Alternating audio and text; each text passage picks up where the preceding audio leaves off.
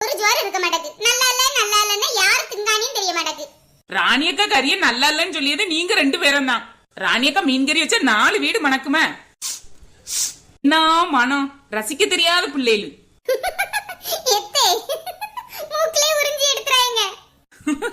மணக்குவாணி பாத்தே ஜத்தியா. ராணியக்கா உப்பு உரப்புலாம் கரெக்டா இருக்கானி பாத்தியலா?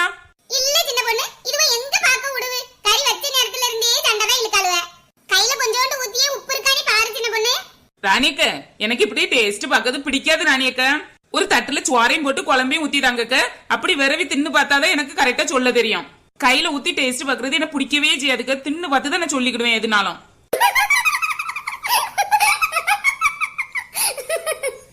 சின்ன பொண்ணு தப்பா நினைக்காத.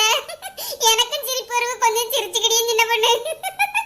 ராணியக்கா ஏங்க நான் எதை தப்பா சொல்லிட்டேனோ? இல்ல சின்ன பொண்ணு,